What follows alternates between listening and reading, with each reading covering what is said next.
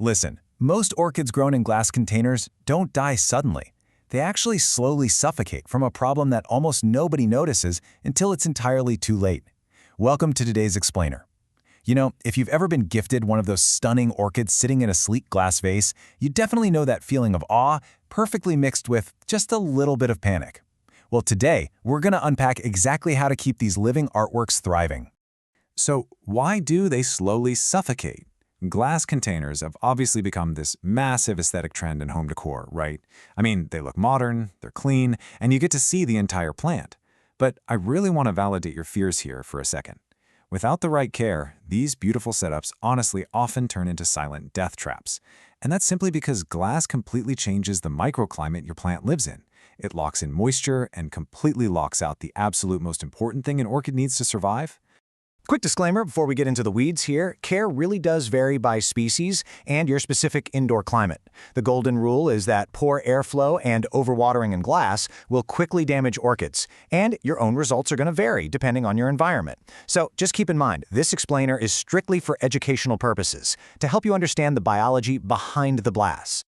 Okay, let's dive into this. The hidden orchid killer, and why glass can actually be a trap. We're going to start by looking at the totally hidden risks of growing these temperamental plants without any traditional drainage. Now, here is something most people have no idea about. It's called the lens effect. A clear, curved glass container acts exactly like a giant magnifying glass. So even if your living room feels perfectly cool, a glass vase sitting in direct sunlight can concentrate solar radiation and literally cook your orchid's roots. It creates these localized hotspots that lead to incredibly rapid tissue drying. Because of this, bright, indirect light is absolutely mandatory. No direct sun, ever. Moving on to glass setup and biology. Understanding your jungle dweller. To really master glass care, we kind of need to shift your whole paradigm. You aren't just watering a standard houseplant here. You are hydrating a jungle canopy dweller. The most crucial thing is understanding how an orchid actually drinks. Epiphytic orchids have this specialized root structure called the velamen radicum. Think of it as a multi-layered, spongy wrapper around the true root. When it rains in the jungle, this sponge rapidly wicks up moisture. But here's the catch. It also desperately needs to breathe. If this spongy layer sits soaking wet at the bottom of a glass container for days, it causes hypoxia. The root cells are literally starved of oxygen, they start to ferment, and the tissue completely collapses. We know this as root rot. Think about their natural habitat versus a glass container.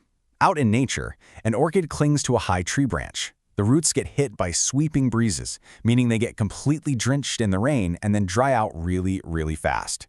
Contrast that with your glass container. You've got a stagnant, humid trap with zero airflow at the bottom. So to succeed without drainage holes, we literally have to artificially recreate that rapid cycle of wet and dry. But hey, here's a totally surprising fact. Not all orchids hate enclosed spaces. While your standard, everyday supermarket gift orchid is probably going to struggle, miniature cloud forest varieties like Masdevallia, Dracula, and Lepanthes actually adopt beautifully to glass. Jewel orchids are also absolutely fantastic for this because they naturally grow on the forest floor, so they just don't need the extreme root airflow that the tree dwellers do.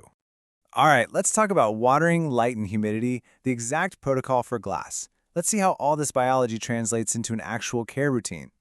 If you take away just one single thing from this explainer today, let it be the soak and dump method. To mimic a tropical rain cycle, you want to fill the glass with room temperature water right up until the roots are submerged. Let them soak up that hydration for about 10 to 15 minutes. Then, and this is literally life or death for the plant, drain it completely. Tip the glass over, hold the bark in place with your hand, and make sure absolutely no standing water is left at the bottom. Leaving standing water is for sure the absolute fastest way to drown your plant.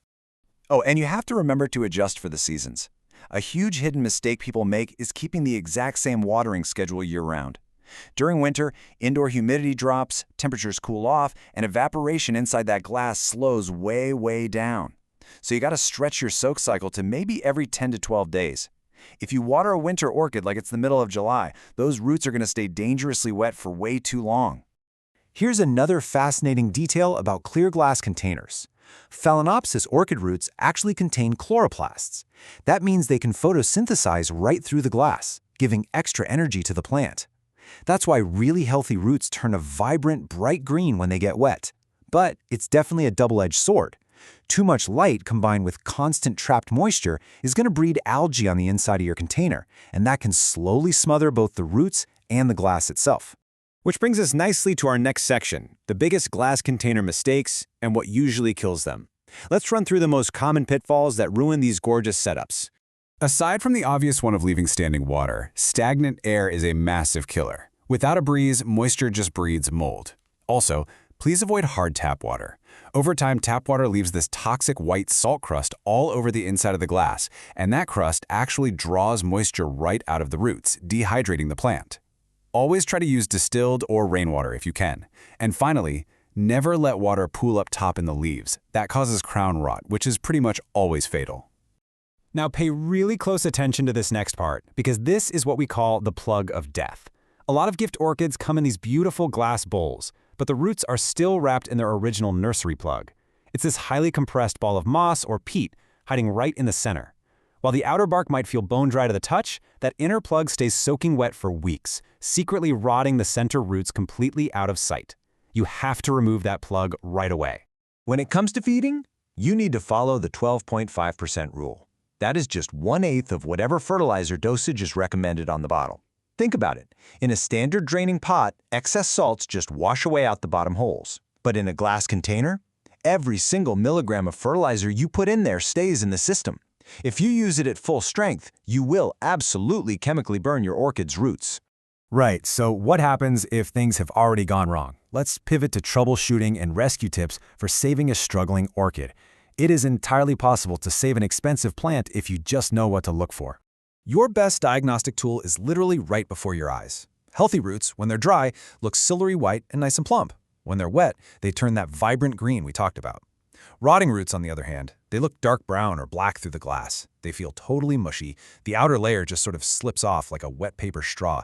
And honestly, they usually emit this distinct, swampy, rotting smell. Diagnosing symptoms can be super tricky, though.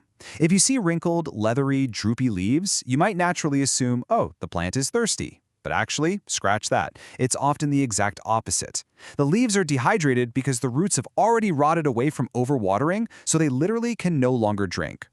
If you notice molds, you need better airflow and maybe a quick spritz of 3% hydrogen peroxide. And if your orchid just refuses to bloom, it probably needs brighter, indirect light or a slight drop in nighttime temperatures to trigger a spike.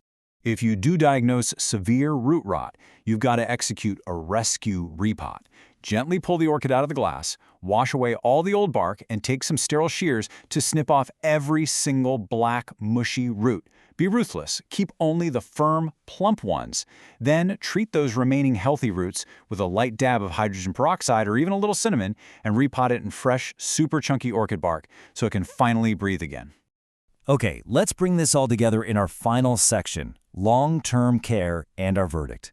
With all these risks we just discussed, should you actually grow orchids in glass long-term? Just a quick reminder as we wrap up. Treating an orchid in glass is definitely a high-risk endeavor, and results will vary by your indoor climate. You just can't water it on a rigid schedule and walk away. You have to actively observe the root color, the condensation levels, and really respond to your unique environment. So here's the final verdict.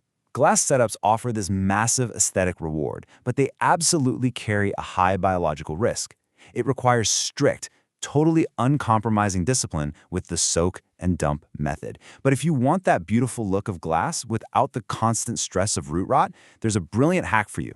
Just leave the orchid in its highly ventilated clear plastic nursery pot and drop that entire pot inside your decorative glass vase.